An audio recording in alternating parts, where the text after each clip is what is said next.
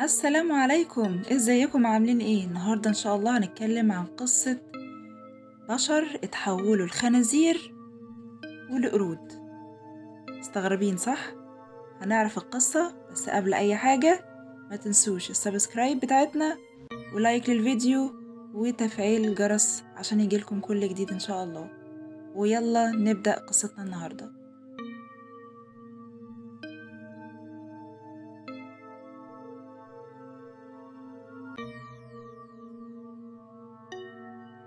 قرية كل أهلها اتحولوا لخنازير وقرود، والسبب كان غريب جدا. في عصر سيدنا موسى عليه السلام، في وقت التيه، فترة عاشوا فيها بني إسرائيل تايهين في الأرض، وتحديدا لمدة 40 سنة. وده كان غضب من ربنا سبحانه وتعالى، لأن ربنا أمرهم يحرروا البلاد المقدسة وهم رفضوا. وكان العقاب إن ربنا جعل بني إسرائيل تايهين في الصحراء، مش قادرين يدخلوا القدس. وكانوا في الوقت ده ربنا كان بينزل عليهم أكل من السماء، والأكل ده كان اسمه المن والسلوى، وده عبارة عن نبات بيخرج منه عسل، وكان بينزله طير اسمه السلوى. وكان بينزل كل يوم ما عدا الجمعة، لأنه كان يوم مخصص للعبادة والذكر والتسبيح. وفضلوا فترة كبيرة على الوضع ده لحد ما مر سنين كتيرة، وجه عصر داود عليه السلام. في الوقت ده كان في مجموعة من اليهود عايشين قرية على شاطئ البحر، بس اسمها مش مذكور لا في القرآن ولا في حديث نبوي شريف، بس اتذكرت الأحداث اللي حصلت مع القرية في القرآن الكريم. ربنا أمر سيدنا موسى إن يوم الجمعة للعبادة وباقي الأيام للأمور الدنيوية، لكن بني إسرائيل اعترضوا على يوم الجمعة، وقالوا لسيدنا موسى إنهم اختاروا يوم السبت للعبادة والذكر والتسبيح. وربنا طبعا حرم عليهم القتال والعمل وأي شيء يوم السبت. والقرية دي كانوا عايشين على صيد السمك، وكانوا بياكلوا ويبيعوا منها. وبعد سنين ربنا ابتلاهم بابتلاء عظيم، فربنا أمر إن السمك يخرج يوم السبت على الشط، وباقي الأيام تكون قليلة جدا، وده كله بسبب رفضهم يوم الجمعة للعبادة. وده كان اختبار ليهم، وهيشوف ايه اللي هيعملوه، هيصبروا على الابتلاء ولا لأ. بس للأسف ما استحملوش ولا حتى صبروا. وفي واحد منهم خرج مساء يوم الجمعة وحب يعمل خطة شيطانية، راح على الشاطئ ونزل الشبك بتاعه، وجه يوم الصبح يوم الحد ياخد الشبك وهو فيه السمك، وبكده يكون من وجهة نظره هو معصاش ربنا. بس للأسف دي حيلة خبيثة جدا من اليهود. فالشخص اللي بدأ ينفذ خطته كان بياخد السمك ويبيع منه ويشوي وياكل منه.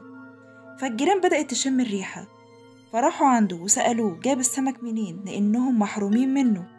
ولما طبعا شافوا إنه ما حصلوش عقاب ولا أي حاجة، فكل أهل القرية بدأوا يعملوا زيه. ولما شافوا إن الموضوع عادي وما حصلش أي عقاب، بدأوا يصطادوا يوم السبت في العلن. وهنا انقسم القوم لثلاث أقسام: قوم موافق وبيصطاد يوم السبت، وقسم تاني رافض تماما وخايف من عقاب ربنا وقالوا إن ده حرام ومنافي لأمر الله، وقسم ثالث كان شايف الصيد بس مش بيتكلم ولا بينصح وساكت. القسم الساكت ده راح للقسم الرافض، وفضلوا يقولوا لهم انتوا ليه بتنصحوهم؟ سيبوهم براحتهم، كده كده ربنا هيعاقبهم على اللي بيعملوه. فطبعا اللي رافضين اتضايقوا جدا من الكلام ده، وكانوا بيقولوا اننا لازم نهديهم للطريق الصح وما نسكتش على الغلط. مرت الأيام والآمرين بالمعروف والناهين عن المنكر تعبوا من كتر النصح، فقرروا يبنوا سور ما بينهم، جهة فيها الدعاء إلى الله والجهة التانية اللي ارتكبوا المعصية واعتدوا على يوم السبت. وكانوا الصالحين بيمارسوا أعمالهم المعتادة كل يوم، والعاصين برضو مستمرين في المعصية. وفي يوم من الأيام الصالحين كانوا مش سامعين صوت جيرانهم العاصين، وواحد من الصالحين قال حد يتسلق السور، يعني يطلع كده فوق السور يشوف هو ايه اللي حصل لهم. فطلع واحد منهم وتسلق السور وشاف ايه اللي حصل عندهم، وفعلا راح وفتح الباب اللي ما بينهم وما بين القوم العاصين، وشاف كمية كبيرة من القرود والخنازير، وكان في حالة صدمة. فطبعا باقي الصالحين جم كلهم وفضلوا يبصوا عليهم بصدمة وحزن. والصالح قال للعاصي أنا دايما كنت بنصحكم بس ما كنتوش بتسمعوا وكنتم مستمرين في المعصية، فربنا نزل عذابه عليهم. وبعدها القرود والخنازير اللي اتمسخت محدش فيهم عاش غير ساعات قليلة وماتوا. السؤال هنا بقى، مش معنى القرود والخنازير يعني اللي اتمسخوا عليهم؟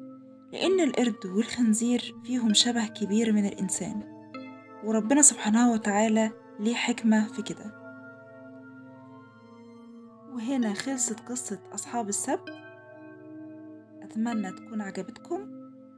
ما تنسوش اللايك للقصة. استنوني في قصة جديدة إن شاء الله. كان معاكم ميرا، في رعاية الله، ويلا سلام.